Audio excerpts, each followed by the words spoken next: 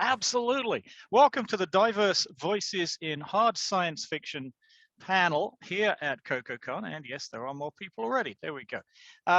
So I am going to hand over to the panelists to introduce themselves, starting with Catherine Asaro. Well, hello. Yeah, my name is Catherine Asaro. I write hard SF. I'm a theoretical physicist with a doctorate and a master's from Harvard. My doctor's in chemical physics and my master's is in physics. My undergraduate degree was in chemistry. And I also had to show proficiency in applied because I do theory. So those things all permeate my science fiction. And Uh-oh. Wi-Fi situation. A Wi-Fi situation. Hopefully it'll come back. Catherine's on a... I'm not doing this. The vanished. Oh, you're back. We lost you briefly there, Catherine, as you were introducing yourself. Oh, should you want me to do it again? Well, you ended it. Well, the last thing I heard was about your master's. Oh my gosh. Okay, I have a doctorate in chemical physics, a master's in physics, and my bachelor's is in chemistry. And I also had to show proficiency in mathematics. Uh-oh. So all of that goes into my science fiction. And but you know, the thing that interests me most are the characters. I just put the science in because I'm a scientist. And I don't know if you guys saw this. This is my latest book, The Vanished Seas. Can you see that? Yes. Okay, and that's me. Great. You want to go, Stephen? Sure, I'll go. Hi, my name is Steve Barnes, and I've been, bumming around the science fiction field for 35 something years. And whereas I have certainly written hard science fiction, I tend to specialize in the question of what does it take for human beings to operate at high levels, and that takes me things like human society. I mean, I had to do a fair amount of paleoanthropology for Great Sky Woman. I had to do a lot of sociology and anthropology and history for Lion's Blood, as well as trying to have some theories about human development on a personal and a social level. But a lot of my stuff has to do with technologies that are softer than that, the body-mind technologies, things that have to do with Qigong and yoga and martial arts and things like that. The question of what I would call self-directed human evolution, which certainly has to be grounded in things like biology and what we know of human beings through history, but also is willing to get just a little rubbery there because it's going to deal with, there's no way to stop it from dealing with some things that are subjective in nature. So there's psychology. I picked up skills on stress management that have been used at the professional level and I've used in professional level in stress clinics, but I certainly don't have the kind of background that our gracious moderator has. So that's a lot of fun. But it's, I've written hard science fiction of several different kinds, but I'm most likely to be interested in what is it to be a human being. And so I will learn enough to be able to tell that story. But what I'm most interested in are the people. You want to hold up the latest thing you want to let everybody know about? I'm going to. Go for it, Linda. Oh, okay. Well, you could go find it and come back while I talk. Anyway, I'm not altogether sure why I'm on this panel, because literally Catherine and Stephen are the two people I grew up on. I was just saying that before we started at 7 o'clock. I mean, and Nancy Kress and Octavia Butler, and so as far as hard sci-fi is concerned. So I have a baby background next to Catherine. I started off in physics at Carnegie Mellon, but changed to math. So I have a BS in math because I wanted to do research, and they were like PhD. And I was like, oh no, I can't go to school that long. So anyway, since physics was applied math, that's what I ended up with. But I've been obsessed with science my entire life. And I think that's why I loved all of your work and Nancy so much. There was enough science in there with the characters, the stories, to really make me think one day. And so I don't have a whole lot of publications like these two either. I have a lot more in horror, but even my poetry and stuff that I've published at science fiction has always got some science in it. It's always got something based in it. And the one I'm gonna hold up, because until somebody hit me with a brick, I'm always gonna hold this up. Black Panther, Tales of Wakanda, in there with Tananarive. So and that's right. And right. Darn right about that. So even with that story, which, I don't know in the realm of science fiction where that falls, in that story, I have multiple realities because I've been fascinated forever. And I just finished my first novel, which is hard sci-fi, and it has a lot of infinite multiple realities in it. So yeah, very good. Well, that's okay. One of the reasons I suggested the title be Diverse Voices in Hard Science Fiction is because traditionally hard SF hasn't been diverse, not in the authors that are accepted, not in the subject matter. And it's very frustrating to me. And recently I went and looked at Wikipedia when I was doing some research, and it's got this horrible definition of hard SF that basically says, well, hard SF, it's really more a style of writing, and rigor is sort of important, but really it's a certain style. And the certain style is like John Campbell's old analog, and it's like this is shackled the field of hard science fiction. I mean, there are two views of it. One is that. The other view of hard SF is, science fiction with good scientific basis that you extrapolate from. And it doesn't have to be the, quote, hard sciences. Psychology, wellness, development of anthropology, all of this stuff is sciences. And when I first started writing it, and I was doing this really hard, I had equations in my first book. Did not endear me to people. But I fell in love with you with that, but okay. Well, thank you. But, people were saying to me, oh, but it doesn't feel like hard SF. And, when you'd really pull it apart and they'd say, well, hard SF is written by white guys and has a certain voice, which is very, sort of like Ayn Rand, that kind of voice. Oh, and I thought, why are we shackling ourselves to this? That's why I called it Diverse Voices in Hard Science Fiction, because we should talk about really all the different types of science-based science fiction that you can get. It doesn't have to be that piece of dreck called the cold equations.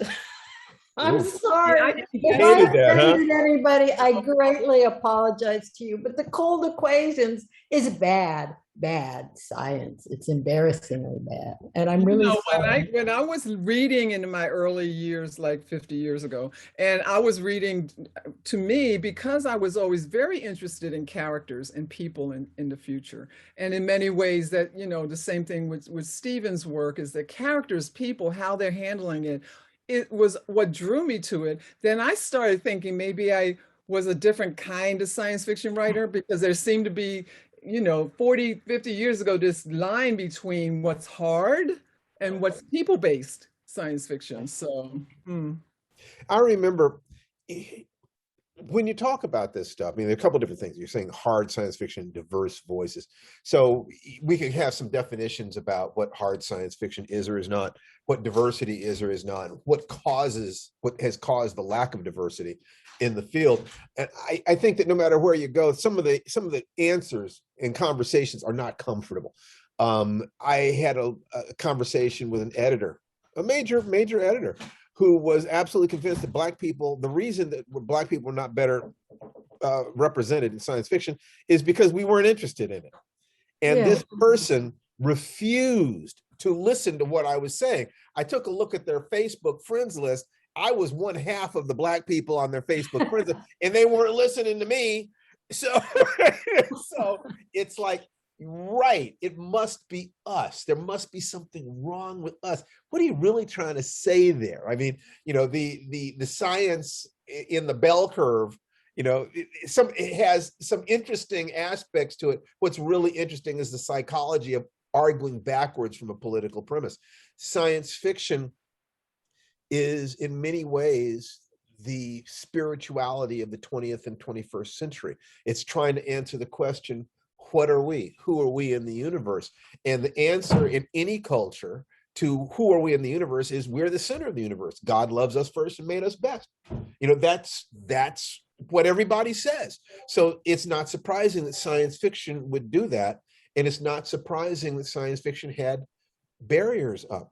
White males, white heterosexual males, Christian males by implication, were going to be the center of that. And they would defend that territory as everybody defends their territory. So it took generations for those barriers to fall. I think that every time that happens, the field gets reevaluated, the writing style changes, the subject matters change, and people get energized because there's something new coming in. It's not that it's better, it's that it's different from what we've seen before. Yeah. And there's also, and don't forget, there's also, each time there are these changes, there's a few people having a fit on the other end. Absolutely. Oh, Absolutely. And it's okay. It's okay because it's a very human situation. But when I started down the road of sending my stuff in to magazines like Analog and Asimov's, I remember I actually had a workshop with Nancy Kress. We're friends now, but back then, I just kind of hero worshipped her like you. I'm just going to keep saying that until you get it. So I had said to her, you guys are going to exchange contact information. I know, right? I said to her, maybe I should change my name to LD Addison, because literally there were only, like, if there was a magazine with 15 stories in it, there was one female name in it. And she said, why? I said, well, I don't want them to assume that the story as it starts with a character, that the character's female because my name is Linda.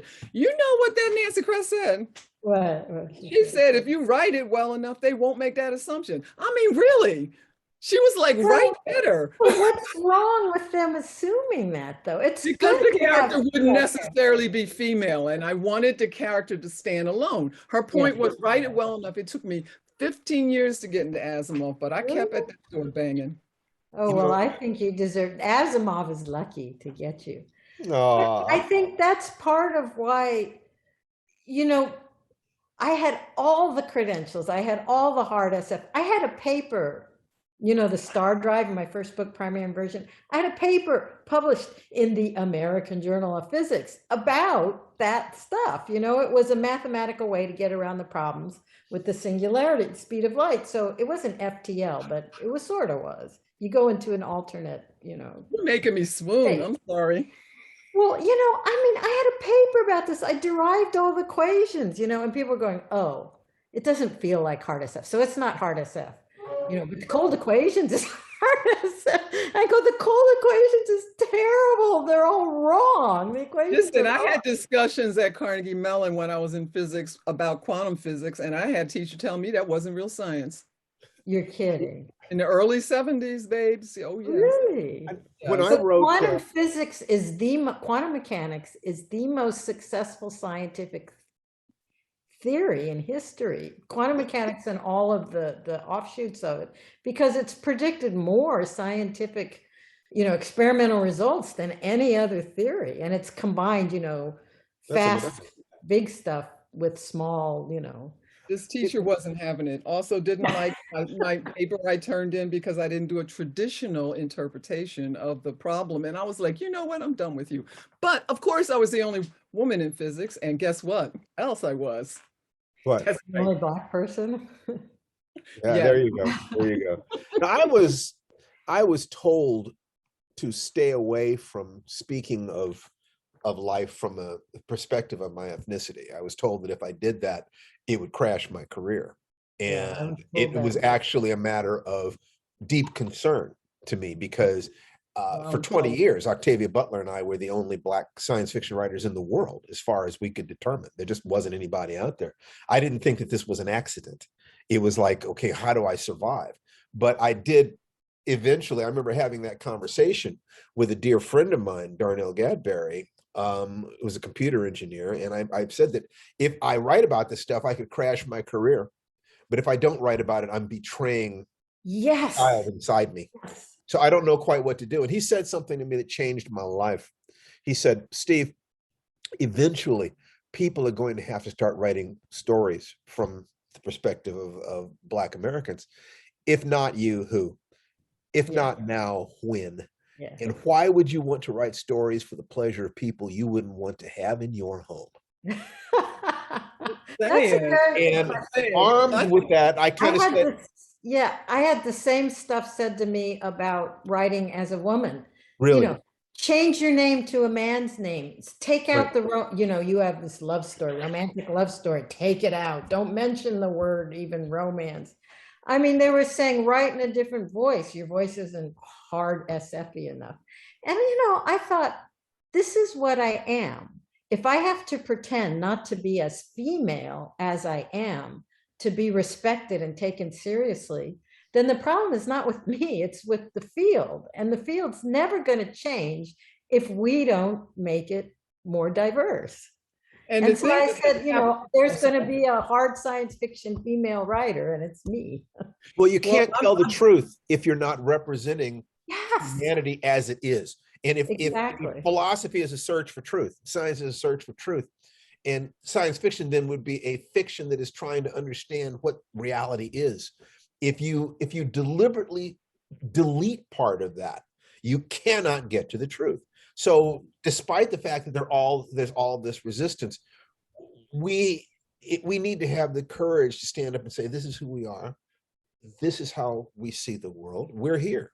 You know, we're here, we're queer or not, get used to it. Yeah. And so the thing is, once again, I'm really gonna try to level up and be okay with this, that I'm here with you too. But anyway, the thing is that I really feel like a big part of why I'm sitting in the position I'm in, because like I've got a lot of awards and all this thing from horror is and now I'm going into science fiction back, you know, in a bigger way, is because of not being able to do anything else either, Catherine. I couldn't do anything else. And there weren't any conventions I was going to, so nobody knew I was Black, but Linda's real hard to hide as a female.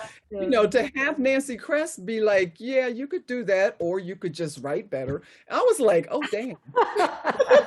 And I almost interviewed you, Catherine, for a magazine, but I wasn't able to pull it together. But, you know, it was you too. It was Octavia Butler. It was... Somebody mentioned Chip Delaney. Yes, During those 20 years, Chip Delaney had retired from the field. He left science fiction and gone into queer fiction and academia. Yeah. So I'm very aware that Chip was there. Yeah, I read his science fiction, but you know, and also I had some subtle pressure from the Black community when I was in high school, because this was in the late 60s when there was a lot of Black power and all that kind of thing. And what I wrote was weird stuff and it didn't really fit. I was like, this is who I am. You know, so. Yeah, it's like we face a choice when, if we're writing, in our cases, you know, in a field that historically has not been diverse. And I think the reason it's so intense in hard science fiction is because technology, understanding technology, the ways of science, is a form of power.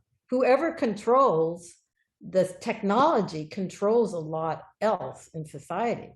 And so I think, in a sense, it's cutting people out from those avenues. You know, the dream, and a lot of scientists were science fiction buffs as kids.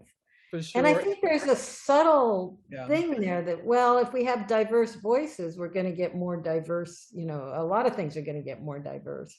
You know, I think that part of what's going on in America, there's a nexus of race and gender discussion right now. The racial discussion, I think, is because for 300 years, there's been a lie promoted about what we were. For all human history, certainly for 30,000 years or last few thousand years, there's been a very specific delusion about the relationship of males and females, who strength and softness, and who has this and who has that I think really served us in terms of producing the maximum number of children. In other words, the real game was get the maximum number of grandchildren into the next generation. But I think that technology shifted that reliable birth control, the Industrial Revolution, and firearms have removed, and also hitting max population, have removed the need to keep men and women in their gender boxes. And now we're starting to poke our heads up and say, well, what is true about what we are? How fluid is this? Can people step outside those roles? It's making a lot of people very uncomfortable. But I think that this discussion of what happens if the world has not clearly understood what is true, when you collapse that waveform, it takes energy to maintain a delusion. You collapse that waveform, you release energy. I think that there is fantastic energy right now around race and gender that people who are willing to be courageous can utilize to their interest, to their benefit in terms of driving their careers. And I think it manifests in the science fiction we write that focuses on things like, science and technology. It's like what Linda was saying, that we can't be what we're not. We can't force ourselves to be something we're not. I mean, we could, but no, you can only pretend to. Yeah, exactly. People are denying you your power when they ask you to be something you're not. They're deliberately trying to weaken you. Well, all the stuff about changing my name, I was like, I'm not a man. I don't want people to think I'm a man. And they said, well, you don't look like a scientist. Like, well, how is that ever going to change if I make myself look or act or sound or write like what it's already perceived at? If Linda says, I'm going to try and make myself, might change my name to my initials so that the Linda is hidden, all that stuff. It's never going to add that those diverse voices that we're getting now, we never would have gotten if people did it. And but the thing is, things like spin state, and one of you guys pronounce the name for me. I know I was trying to before. What name? Nettie. Nettie Okorafor. She's a student at Clarion, and she's brilliant. She does not consider herself to be writing Afrofuturism. She considers herself to be an African futurist, and she has the right to define herself as she wishes. She knows her Nigerian heritage. She's not the descendant of slaves. So if she's got those roots, she should tell those stories. African Americans don't have those roots. She has a very different voice. Yes. Traditional hard SF. Yes. But I would call what she writes hard SF. It's just got a very different feel to it, and I love that. She does her research, but I think that she's a fantasist who writes within science fiction, and she always has something to say. She has genuine perspectives, and she understands the heartbeat of her ancestors in ways that Black Americans generally do not.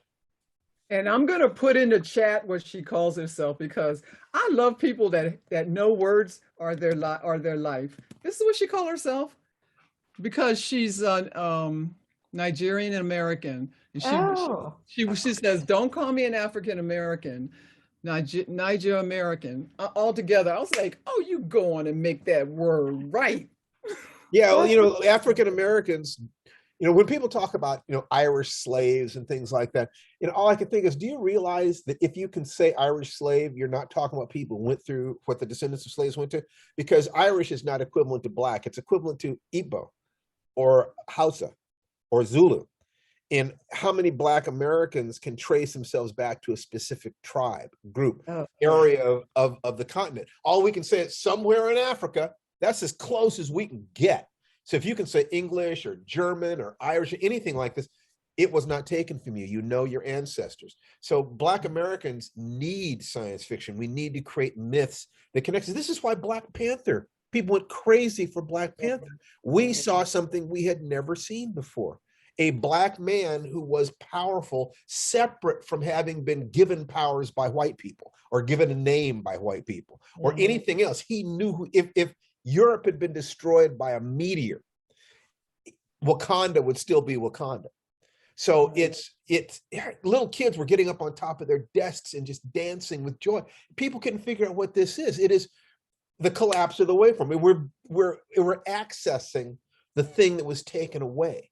The And ability to every time say that we happens- have excellence, to the ability to say that we have excellence. Yes, absolutely. Let's tell you a very little story about me being in Black Panther. I'm sorry to interrupt you, but I didn't want to forget, Stephen. So I was, the book had been announced. I think it maybe just came out because I knew I could talk about it. And I'm here in Arizona. I was at the supermarket and I'm in line. We all have our mask on and everything. And I'm in line at the shop, and I'm across from me in the next line is a shopping cart with a little black kid, little boy, with his Marvel t-shirt on, right? He had Black Panther and Thor and all them on there. And then I was just like, and he's looking at me because this is blue today, but I had purple mohawk at that time, and kids love that. They just are fascinated. So anyway, he's looking at my hair. I'm looking at his t-shirt. I get my stuff in. As I go by, he's there with like 3 women, a mother, grandmother, sister, whatever. And I said, you know what? There's a book coming out with Black Panther stories in it. And he was like, his eyes got like this. He had a mask on. And he had a mask on, but his eyes got like that. I said, yeah. And you know what? Do you know who has a story in that book? Me. And then he was really like, his eyeballs were going to roll out of his eyes. And how do you think, the first time as a woman, you saw a science fiction book with a female protagonist? How did that feel? Amazing. Did you feel seen? I used to not pay attention to the fact that there weren't any. I would just make up the stories when I was a little kid. But when my first book was first person point of view from an older female military officer who is kind of a role reversed Romeo and Juliet. The man is the young, naive guy, and they're from 2 warring empires. And she's she's actually seems to be my readers, one of the favorite characters, because she's tough, but she's vulnerable. She gets out there, saws. She kicks butt all the time. And it was first person. And I had men write to me and say, one letter that I really liked was from this fellow who said, I started reading this book and it was first person, a woman, I didn't know any women like that. And I didn't think I'd be able to read it. He said, but then I got into it and I forgot. I forget the word he used, but he said, I was fine. It no longer struck me as strange. Well, and I thought it's not only providing women with the character. I mean, that's not why I did it, but I mean, I wrote what I like. So, but it also provides an alternative way for people who have traditionally seen, women or people of color not in these roles, to not only be in the roles, but to experience them for themselves. I love what you said, Stephen. I want to just end the last sentence on there, because now I'm thinking, when did I first see? But anyway, and then the last thing I said to this little boy, I said, and when you get the book, look up Linda Addison. And I said, and you know what else? You could write a Black Panther story one day. And that was it. So then I left. And then I'm out in the parking lot and I hear from across the parking lot, Linda Addison. Him and the 3 women are saying my name from across the room, from across the parking lot. So that's just like, that was magic, man. Well, I mean, what are we doing? I mean, in one sense, we're here to fulfill ourselves. In another sense, if we're grateful to the people who helped us, we have to try to make the way clear for those who follow us. I mean, it's an obligation that we have.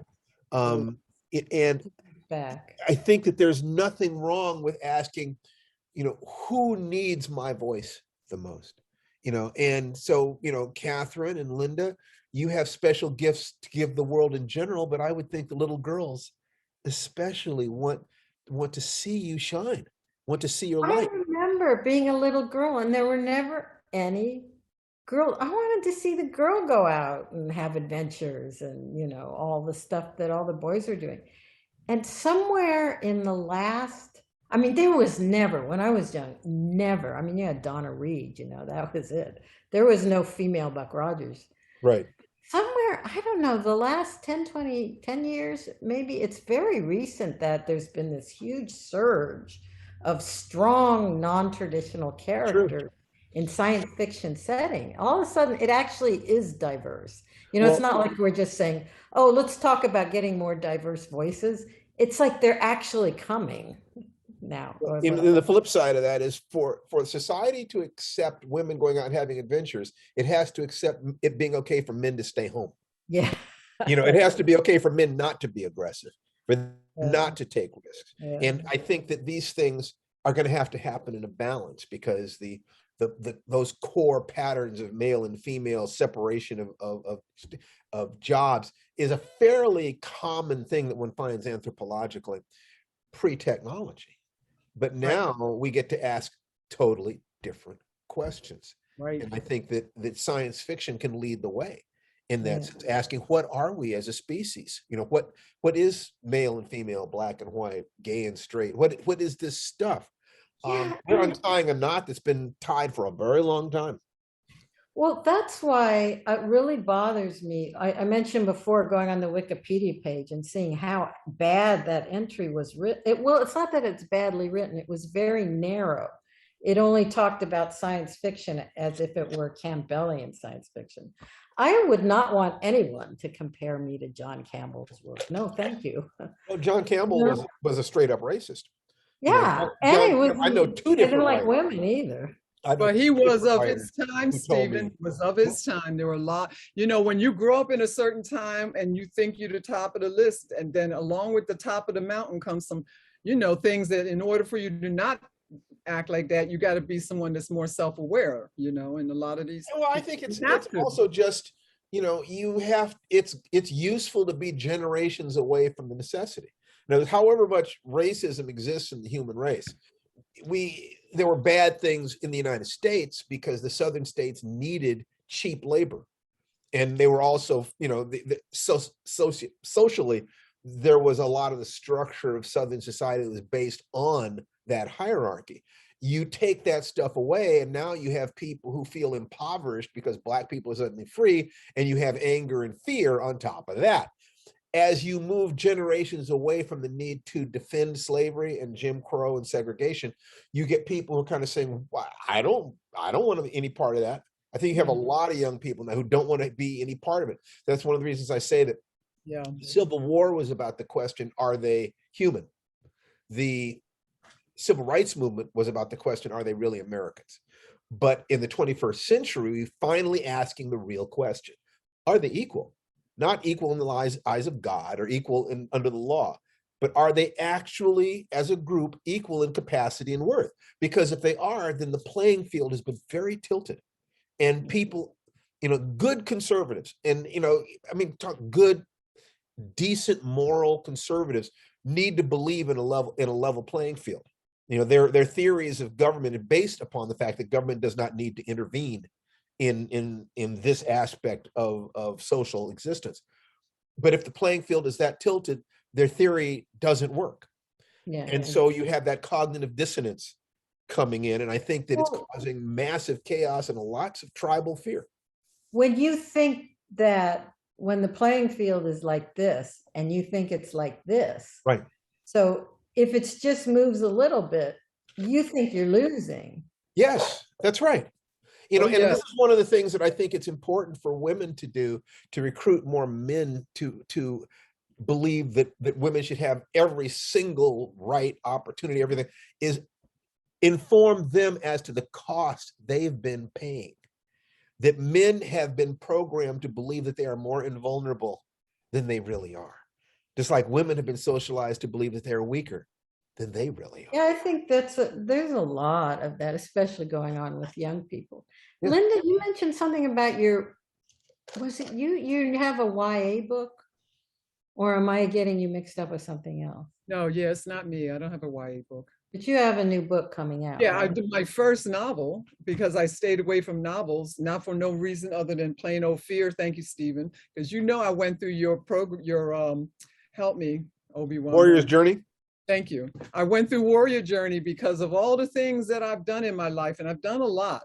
Often the only person in the room looking like me, but being like, I'm here, I'm a human, let's do this. All the things that I was so afraid of is that switch to novels. And so I going through Warrior's Journey, I'm good. And so I finished a novel. It's hard sci-fi. It's What's playing it about? what is it about? So it's about a far future where there are portals opening in all over around Earth, mostly in outer space, but sometimes, and they're different sizes. One in one of the chapters is small enough to open up inside a child's brain. Doesn't kill the brain, doesn't kill the child. It's a very interesting story. But so in through these portals come, and I don't call them aliens because I live in Arizona near Mexico, and I got a problem when people start using that word. Roswell. So since I'm a writer in Words of My Life, I call them others, capital O with a Z on the end. Yeah. And I'm gonna stay with that story. So anyway, so they're all, and a part of what I challenged myself with was, how alien can I make, how non-human can I make these other beings and still have readers be able to hook into them, since I'm very character oriented. So the whole thing has, and then it has an overarching question, which I think you'll like, Stephen, when you read it one day, is that it's about the question of humans, how are they evolving in their bigger picture of life, not in the small picture of who they are in black and white and rich and poor. So that's as close as I can come to tell you what it's about. But I had great fun with it. I played with all the things that I ever wanted to play with. There's a lot of, I wouldn't even have called it hard sci-fi until I had some people who are pretty high in the ether read it and go, oh wow, Linda, this is hard sci-fi. We didn't know that. I was like, oh yeah, I don't talk about the physics and BS and so cool. So what's the title again? Oh, I just have a working title now. Oh, really? Yeah, I haven't hooked it all up yet, but the working title is Slices, because a big thing that goes through the novel is the idea that in every moment we're in, there's an infinite slices of realities. And so in one, I'm wearing a green shirt, and one, I have 3 arms, and one, you know what I'm saying? It's like, so slices. Yeah. That's cool. I like that. So, I mean, I wanted to ask you, when you mentioned living in New Mexico and all the alien stuff. So have you seen that show, Roswell? Yes. About, what do you think? Annoying, or is it fun? It's both. I can be entertained and at the same time be like, yeah, really? Okay. Because otherwise, how did I grow up reading all the science fiction I read that were all like no women and certainly no brown people? So, I mean, do we want to throw out some names? Because literally I could sit here for like a week and talk with you too.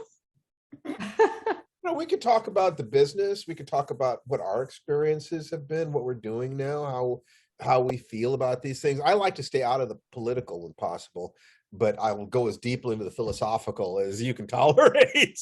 Well, I'm going to throw a name out. I'm going to put it right here as a hard sci-fi thing. That is a person who Ted Chiang. Yeah. Oh yeah. Story of Your Life, which a movie Arrival was based on, and that movie got me out of the depression that I was in when I was writing my book with the election before this one. Like when that happened, I couldn't create anymore, and then I went to see this movie, and they used the words in there that were my other working title for my book, and I was like, oh, okay, universe, I see you. Let me go back and write now. What was it? Shoot, something space. The space that when someone creates art, the space in between. Liminal space or something like that? Negative space? Negative space. Negative space. Oh, you're right, negative space. Perception of negative space. Catherine. So negative space was the original title of Slices, because for other reasons. Anyway, in the movie, they mentioned that in the movie Arrival, and all of a sudden the depression just went poof, go back to the book. Oh, good. So his story is very hard sci-fi in there, by the way. Very mathematical. I liked it. That's cool. Yeah, he has a nice feel. I guess I would ask a question to both of you. If you were going to define hard science fiction, I mean, I know my definition. It's anything that has a good basis in science and interesting extrapolations into the fictional. And that's it. No politics, no voice. There's no requirement that it be anything, have Right. anything additional to that. Yeah, I think that my definition of hard science fiction would be science fiction that is primarily dependent upon extrapolative from the hard sciences, things like physics, to a certain, then biology and chemistry and so forth. But when you get beyond that into psychology and sociology, you're getting fuzzier and fuzzier. And if you get into, psychic abilities and things of that nature, you're at there are hard science fiction writers like Heinlein who have played with those things, but only as plot gimmicks. We need some way to do this thing. So let's have some mind reading. Well, no, I mean, now that scientifically, applied physics lab, Harvard, I mean, they're doing mind to mind.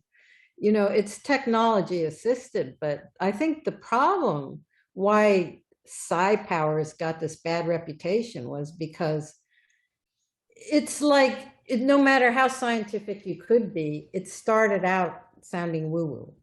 Well, if you could, and there was actually people are doing replicable research with mind-to-mind communication, I really enjoy seeing their data. That I was unaware of. There's lots of. I was at APL one time, and they showed me this machine that could figure out words from your mind. I mean, it was. APL, sorry, it's Applied Physics Lab. That's not the same thing. I would think that reading, taking, for instance, a thermal graph or some sort of electromagnetic, graph of a brain and figuring out what the symbols are, that's science. But see, the idea of people thinking and somebody else picking it up, now we're into a realm where I'm not aware of anybody replicating. Oh, there's a lot, and that's some of what I had on the computer when it got tracked. For everybody listening, I had a whole list of people and stuff on my computer, and my computer died at 3 a.m. last night.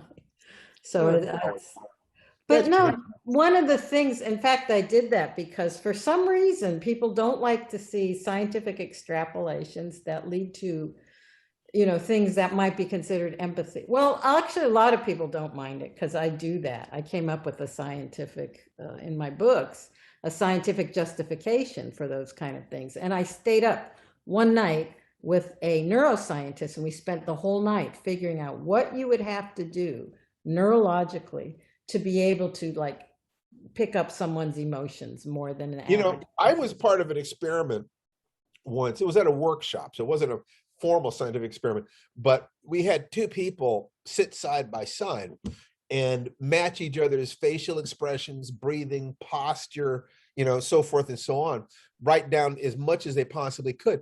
And all over the room, people were picking up really strange information from their partners.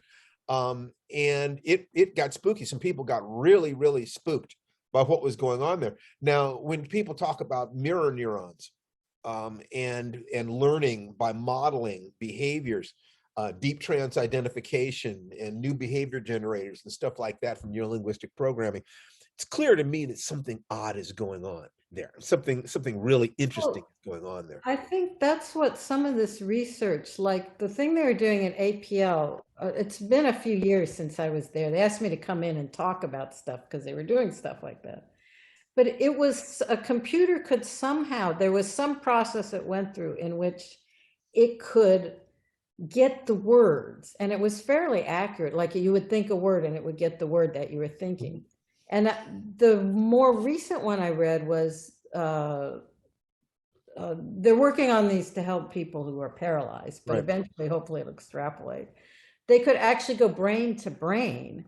And I was going to come in and talk about it, and I lost all the web pages. No, the point that I wanted to make was these are technology induced, what do you want to call it? Technology induced telepathy. Yes. But once we start figuring out how to do that, I think we start figuring out, how these things might work.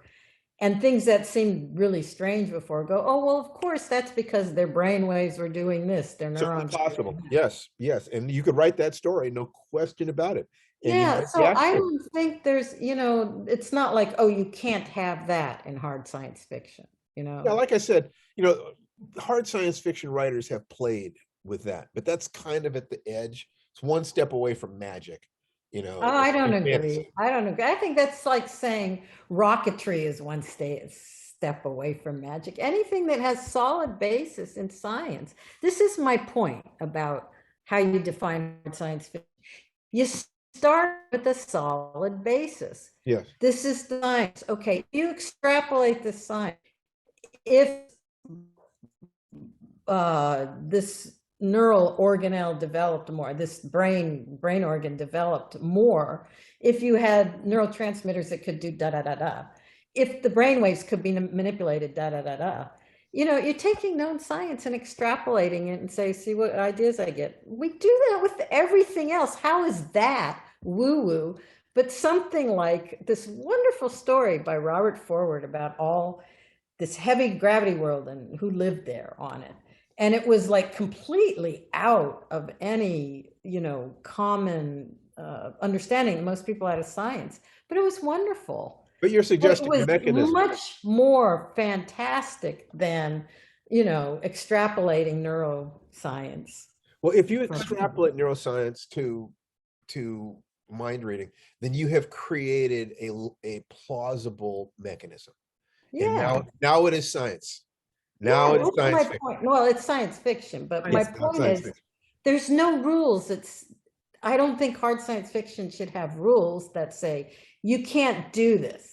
You can't do anything with, you know. I think you have to be able to show how it could hook into the phenomenological universe as described by math. And see, this was the problem I had when I started making a list of people that I wanted to say, here's those diverse voices in science fiction that I think people should keep their eye on. I start the names that I have, that I came up with, and then I'm like, well, what does hard sci-fi mean? So the point I was making about when I was in college 50 years ago, 55 years, whatever ago, the physics teachers at Carnegie Mellon were arguing with me about quantum physics because at that time it was a much more questionable, and maybe 10 years, 5 years later, everybody was like, of course it's real. Here's the mathematical equations to prove it. Yes, but so I think the moving thing for me, like I didn't think my novel was hard sci-fi. But I mean, I really just had a whole lot of fun with extrapolating on the science that I was reading. And actually each chapter has a couple sentences at the end on the real thing that started me down this chapter's point of view.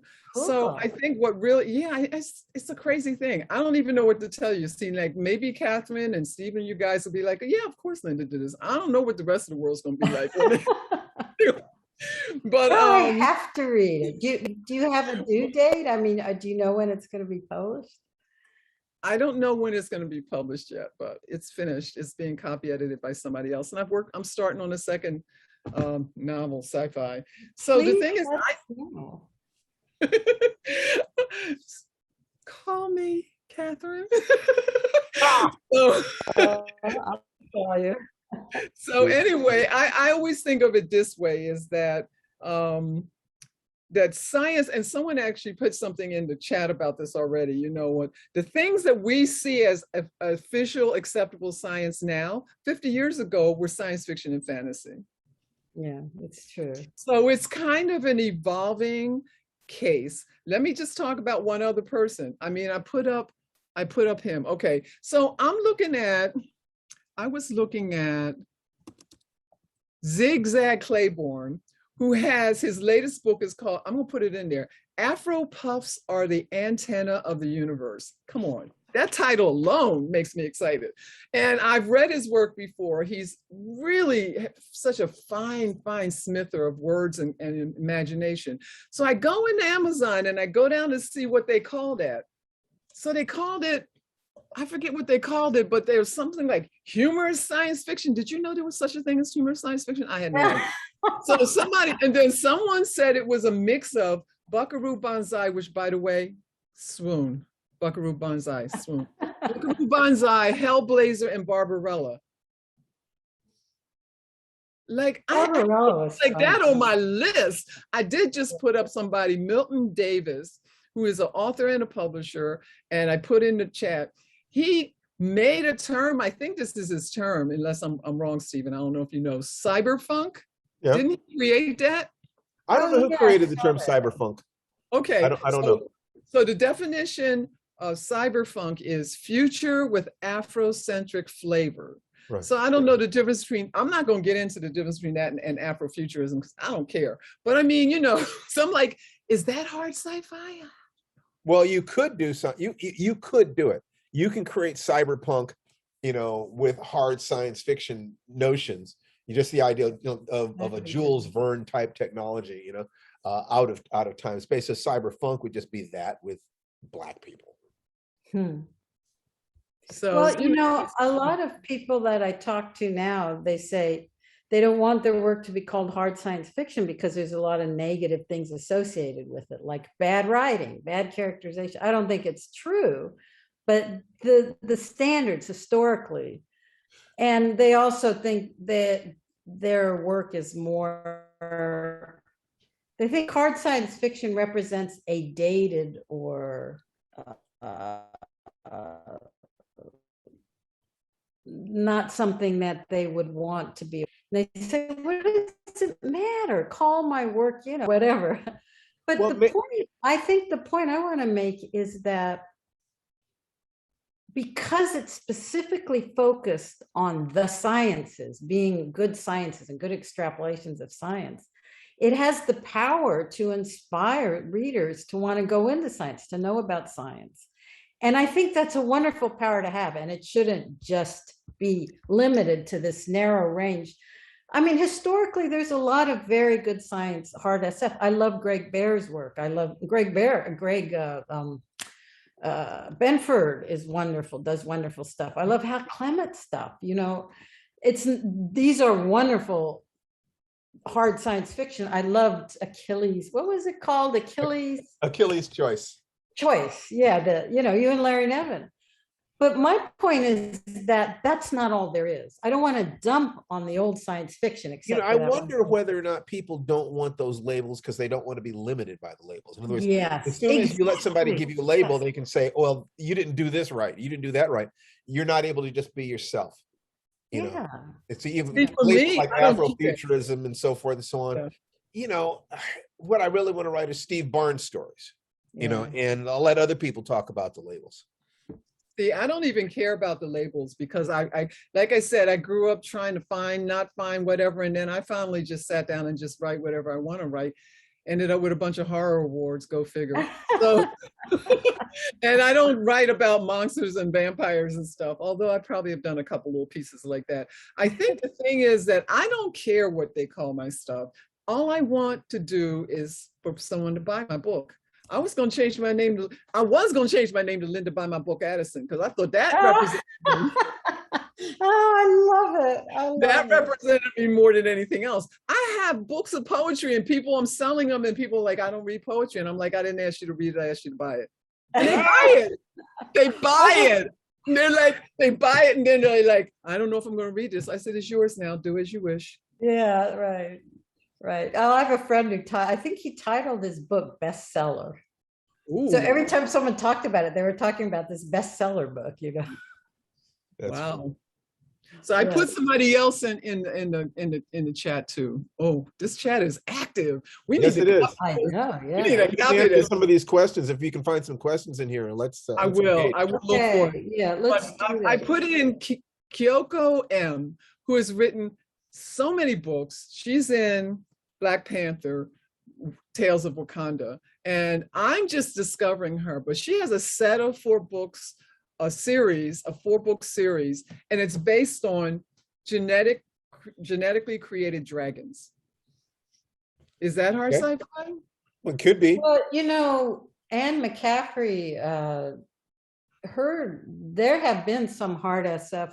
In fact, David Hartwell, even though most of his Ascent of Wonder anthologies were, pretty standard in the traditional historic sense of hard SF, I think he included Anne McCaffrey there for genetically engineering. Yeah, and Anne McCaffrey used Jack Cohen, who's one of the world's top reproductive biologists, as a technical advisor.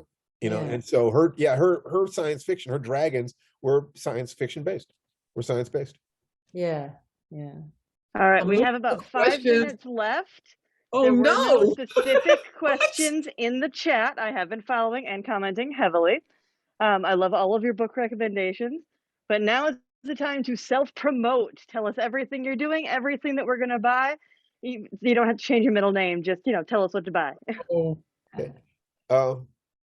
My next book will be a graphic novel called Eightfold Path, which is 8 EC Comics style short stories, Tales from the Crypt and so forth and so on, except that each of them has a serious intent.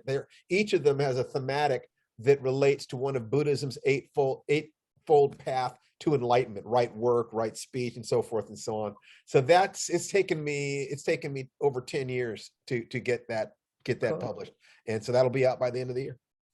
And Stephen, why don't you put your website or sites? This Okay, is for also, I have all. Put we them have- in the chat. I'm going to put in the Afrofuturism course that my wife and I teach online. Well, that's good. his Okay. wife being Tananarive Due, by the way. in case Yes, you my didn't wife know. being my good lady wife being the amazing Tananarive Due, goddess of black horror. Cool. All right, Linda, what you have coming up? Well, go buy the latest magazine of fantasy and science fiction, because guess who's on the cover? Linda Addison. Oh my God. They put a poet on the cover. I have That's 2 poems in cool. here. One, To Conquer a Wormhole, and the other one, The Sonnet. Conqueror Wormhole, that's great. That's for you, and this is for you, Catherine. Right. Yeah. The sonnet to meta science. Oh, cool. They're both inspired by I'll go get Edgar 'em. Allan Poe. That sounds really cool. Put your website in the chat. Yes. What about Oh, you, yeah. Catherine? What Oh, do you I'm got? finishing a book called The Jigsaw Assassin. It's a kind of a science fiction mystery. Cool. Major Bajan, my hardened female PI, is solving another mystery. And my website, let's see, Catherine Asaro. You have a contact button on your website that somebody could send you an email or something? I just wanna- Yeah, I do. And as soon as I get this problem with my computer worked out, then I can get emails again. Also, if anybody wants to save me from having to become a waitress to support myself, they can go to my Patreon page, which is Catherine Asaro on Patreon. Do you guys know what Patreon is? Yes. Yes. And I know Yeah. I know a number of fine writers who connect directly to their audiences using Patreon. It Yeah, sounds wonderful. I do Too. I Yeah. do too. Weston Oakes, who's at this convention, is one. He has great things on his Patreon because he does his writing and he also does writing tips, and he's a really good teacher in that way. So, you Cool. can Very learn some- cool. like you, Stephen, he teaches very well, very clear, very person to person. Actually, Really good. I did that wrong. I put that's my Facebook page. Catherine, I sent you a message with my email address in it. Why don't you drop me an email sometime so we can connect? And Linda, Okay. you already know how to reach me. So I can't, Wills. there's so many things here that I'm not getting. I saw something from you, but I can't find the email. I'm gonna send it again. Here, I'll put my email address, even though I can't get email on it right now, but send it to here. You're Well- gonna put it up for everybody, Catherine? I'll Once send it again, now I'm Just send jealous. it to me. Now Send I'm it to jealous me. of people who are going to write you that I don't even know yet. As we speak, I'm sending an email to all 3 of you so you can Oh, see okay, each that'll other's be good email enough. addresses.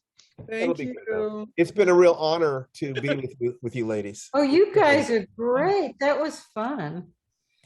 Yes, it was. Well, Stephen, I think the world of you, and oh my God, I'm on a panel with Catherine. Asaro. Well, I'm so looking forward to reading your book. Now that you've talked all about it, it sounds absolutely wonderful. Both of you guys. It's the first book of a trilogy too. Look at me going crazy. Ew. Very Losing cool. my mind over here, just losing it. And I'll have a couple of television episodes on horror noir. It's a Shudder AMC co-production. So a lot of my stuff is being done for Hollywood these days. It's just Well, Woo-hoo. you're lucky. want that. Lucky I person. want that too. I want that one day. Yeah. well, if you really want it, we can have that conversation and make sure that you are moving in that direction. And for both of you, have wonderful weekends. And once again, Yeah, have a you pleasure. too. great And I'm time. glad I finally got to meet the person who wrote that book. I wanted to Indeed you meet you did. for years. And Linda, I'm so glad we got a chance to talk more. This has Finally. been heavenly, absolutely heavenly for me. Well, next year in person. On behalf of all Thank of you for the audience. the You guys people- are wonderful. All those great comments, and they just kept coming. What a great audience. Really. Take care, on folks. behalf of everyone in the comments, you have all been amazing and wonderful, and I am so glad that I got to make this panel. Great. Thank you. Take care. Bye-bye. Good night. Bye.